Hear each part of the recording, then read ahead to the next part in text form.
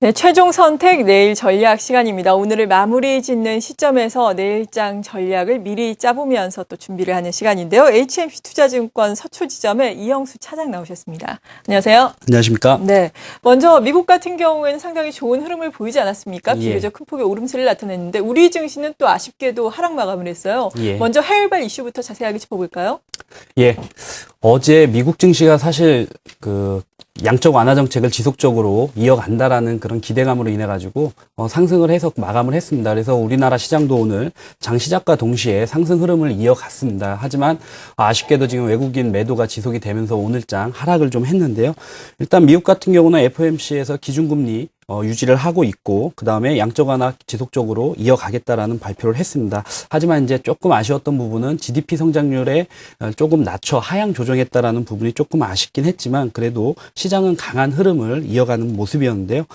지금 이제 유럽권에서는 키프로스 어떤 그런 위기를 어떻게 해결할 것이냐에 따른 문제 때문에 사실 우왕좌왕하고 있습니다. 하지만 워낙에 작은 나라고 유럽권에 미치는 경제적 비율이 0.2% 정도밖에 안 되기 때문에 국지적인 리스크로 마무리가 될 것이다라고 이렇게 보고 있기 때문에 사실 과거 이탈리아라든가 스페인, 포르투갈 이렇게 불거졌던 그런 문제들에 비해서는 사실 그렇게 큰 우려 사항은 아니다라고 말씀을 드리겠습니다. 그래서 이런 상황으로 본다 그러면 사실 아시아권 증시가 굉장히 강하게 움직이고 있는 가운데 유독 우리나라만 이렇게 좀 하락세를 이어가는 부분은 지난주에도 말씀을 드렸지만 여러 가지 이유가 있습니다만 가장 큰 매물 부담은 역시 외국인들 순매도 규모의 가장 큰 부분을 차지하고 있는 뱅가드 펀드 물량에 대한 지속적인 매물 출회가 어쨌든 가장 큰 부담이 아닌가라는 생각을 가지고 있고요.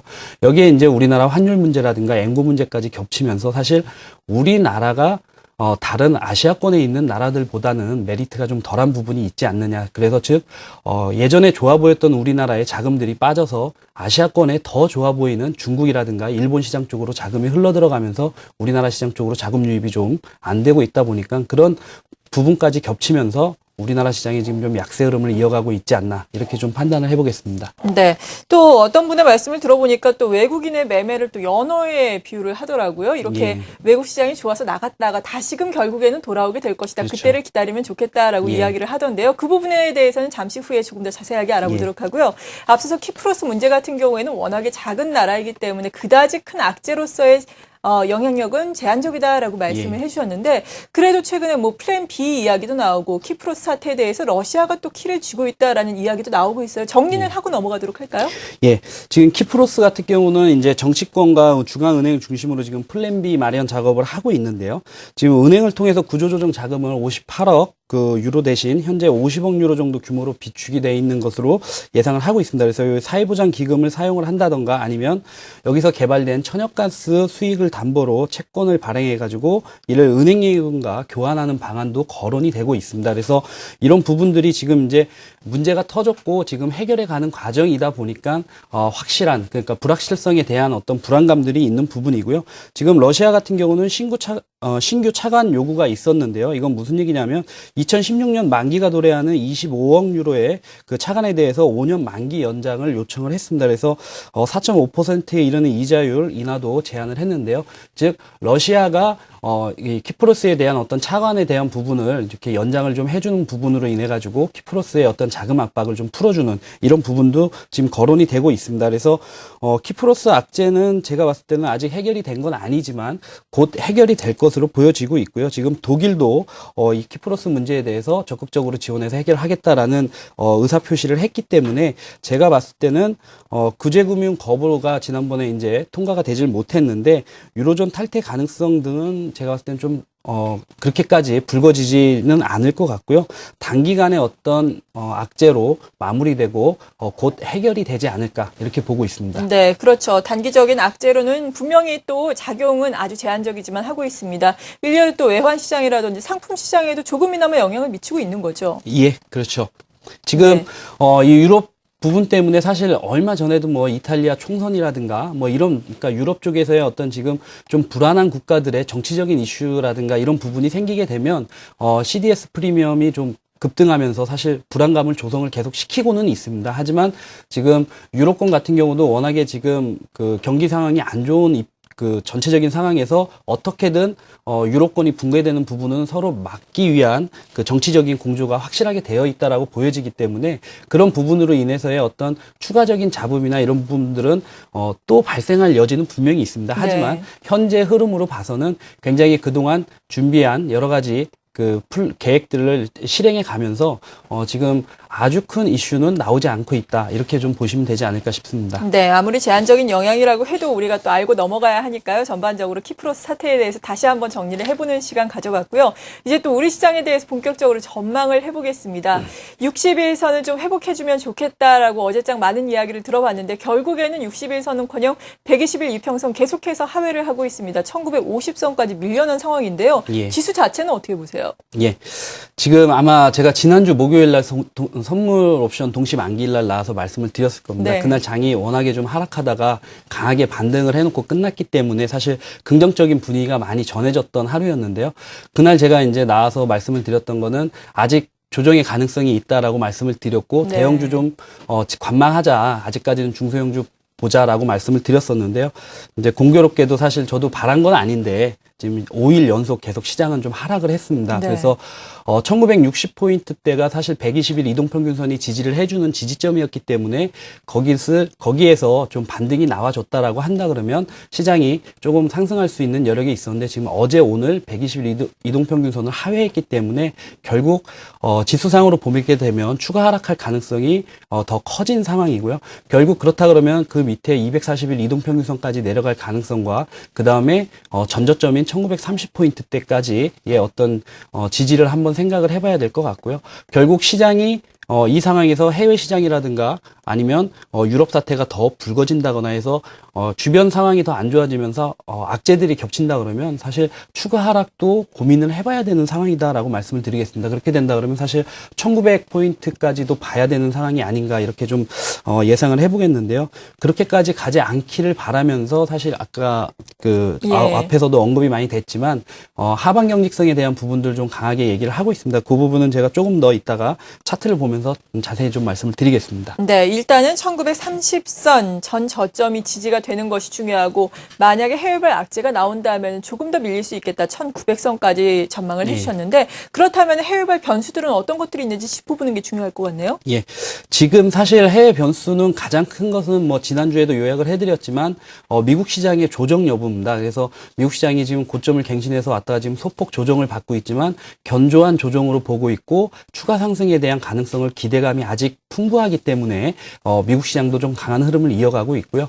중국 시장도 지금 사실 중국 내수 소비 진작을 이제 그 정책적으로 추진을 하면서 중국 시장도 회복이 될 가능성을 보고 있고 특히 일본 시장은 지금 굉장히 강하게 상승을 하고 있기 때문에 해외 시장에 대한 변수들이 그렇게 크게 작용할 부분은 없지 않나라는 생각이 들고는 있습니다. 하지만 유럽 시장이 어떻게 해결이 되는지 분위기를 좀 봐야 될 것 같고요.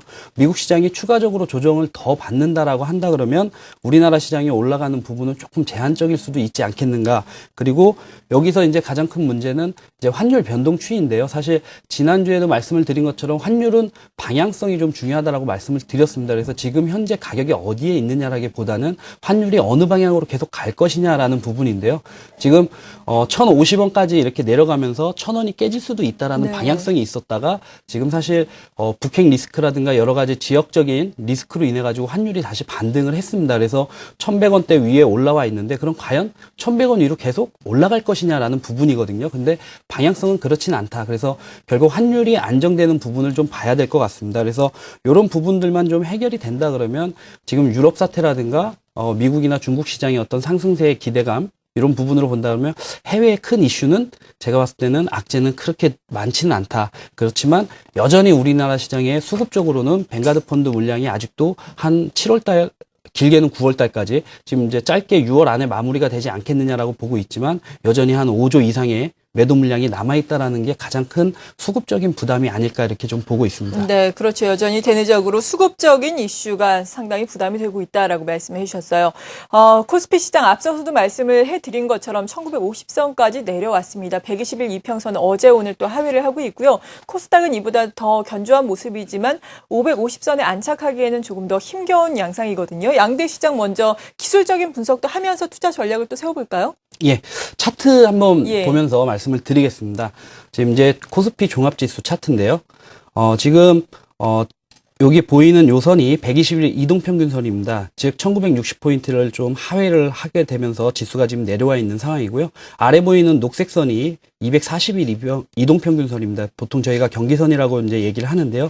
이 포인트가 1930포인트입니다. 그리고 지난번 상승하기 전에 거의 쌍바닥을 형성했던 주가가 1930포인트대 저점이 형성되어 있습니다. 그래서 결국 현재 지수상에서 다음 지수의 지지선은 1930포인트대로 지금 예상을 하고 있고요. 여기 가서 반등이 나와준다 그러면 지수가 반등할 수 있는 큰 힘이 생기는 부분이 있습니다.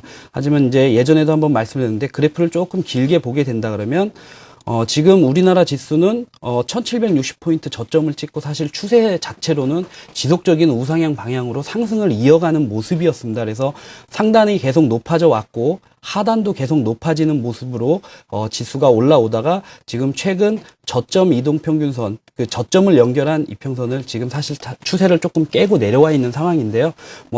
이게 정확하진 않지만 그래도 심리적인 지지선, 즉 기술적으로 봤을 때는 저점을 이탈을 했기 때문에 추가 하락이 조금 더 확률적으로 높아졌다라고 보는 거고요. 이것을 바로 반등시켜 놓고 다시 올라갈 수도 있습니다. 하지만 현재 우리가 앞으로 이렇게 주식을 매매하는 데 있어서 대응을 하는 데 있어서는 1930포인트까지는 일단은 그러니까 조심을 하면서 매매를 해야 되지 않겠느냐 이렇게 좀 보고 있습니다. 네, 그럼 여전히 중소형주에 더욱더 관심을 가져야 하는 건가요? 전반적으로는 투자 전략 어떻게 주시겠어요? 예, 현재 지금 거래소가 3월 들어서 7일부터 지금 외국인들 앞서서 언급이 됐지만 계속 약세 흐름을 이어가고 있습니다. 가장 큰 원인은 외국인들의 어떤 순매도세인데요. 지금 3월 7일 이후로 거의 12일 동안 하루만 빼놓고는 연속 순매도였고 순매도 규모도 2조 2천억, 굉장히 많은 물량을 지금 매도를 했습니다. 이런 상황에서 우리 지수가 반등할 수 있는 여건이 사실 쉽지는 않아 보이는데요. 지금 아까 말씀드린 것처럼 지수가 지금 좀 내려와 있는데 밸류에이션 상으로 1970포인트 이하가 되면 PBR이 0.99배가 됩니다. 그래서 네. 즉 지금 지수가 내려왔기 때문에 PBR이 전체적으로 1 이하 저평가 국면으로 들어섰기 때문에 결국 연기금이라든가 장기 투자자들 입장, 또 외국인 같은 경우에 입장에서는 사실 코스피 주가가 싸 보이는 그런 이제 모습이 나올 수 있는 상황으로 지수는 접어들기 시작했습니다. 그래서 그런 부분을 좀 기대한다 그러면 추가 하락폭은 좀 제한될 수 있는 가능성이 있지 않겠느냐 이렇게 기대를 하면서 전략적으로는 지난주와 아직 그 뷰는 바뀌지 않았습니다. 그래서 지수 반등 전까지는 일단 개별 종목으로 접근을 하시는 게 유효할 것 같고요. 성장 스토리 보유한 옐로우 칩 중심 그대로 뷰 가지고 있습니다. 그래서 업황 개선 업종, 제약, 바이오, 종이, LED, 전자책, 중국 소비 성장 관련주 이렇게 해갖고 IT 대형주는 지속적으로 관심 가지셔도 된다라고 말씀을 지난주에 드렸는데요. 이번 주도 똑같습니다. 그리고 여기에 이제 이번 주 들어서 내일, 그 다음에 다음 주 초까지 좀 관심을 가질 걸 말씀을 드린다 그러면 최근에 게임주들이 굉장히 좀 강하게 반등을 하고 있습니다. 그래서 게임주, 그 다음에 자원개발 관련된 주식과 태양광 관련주들이 좀 반등이 나왔기 때문에 이 부분에 좀 관심을 가지시면 좋을 것 같고요. 오늘 중국 PMI 지표가 사실 발표가 되면서 화학주들이나 철강주들이 좀 반짝 반등을 했습니다. 그래서 낙폭 과대에 따른 어떤 저점 매수가 들어왔다라고 볼 수 있겠는데요. 아까 말씀드린 것처럼 추가 하락에 위험성이 있기 때문에 사실 단기적인 반등 아니면 기술적 반등으로 끝날 수도 있다라고 말씀을 드리겠습니다. 그래서 무조건 많이 빠졌는데 반등이 나왔다 그래서 덥석 매수하신다라고 보기보다는 기술적 반등이라는 부분을 고려를 하시고 짧게 접근하시고 분할로 매수하시는 게 중요할 것 같습니다. 그래서 정유화 건설은 제가 봤을 때는 지수 반등이 저점이 확실히 확인돼서 반등 나올 때까지는 과감한 투자는 조금 보류하셔야 되지 않을까 이렇게 보여지고요. 네. 3월 달에 팁을 한 가지 더 가져간다면 증권하고 보험주 같은 경우는 이제 배당 받을 수 있는 시기이기 때문에 그 부분에 대해서는 메리트가 좀 있다라고 말씀을 드리겠습니다. 네, 관심 종목도 간략하게 쭉 살펴볼까요? 예, 지난주에 말씀드린 제약, 바이오 쭉 보여드렸는데 그 중에서 이제 제약 쪽은 좀 종목이 바뀌었습니다. 그래서 일양약품하고 광동제약이 최근 차트로 봐서는 굉장히 좀 좋아 보이고요. 바이오 쪽에서는 CTC 바이오가 상승 가능성이 좀 높아 보입니다. 종이목재 LED는 종목 변함이 없고요. 중국 소비 성장 중에서는 에이블 CNC, 파라다이스 호텔신라가 관심 종목으로 좀 보시면 좋을 것 같습니다. 그리고 전기전자 종목 크게 변동 없고요. 정유화학 건설 중에서는 그나마 수급이 조금 양호한 종목들 중에서는 정유 쪽에서는 GS가 좀 긍정적으로 보여지고요. 화학 쪽에서는 오늘 LG화학하고 금호석유, 하나케미칼 이렇게 나왔는데요.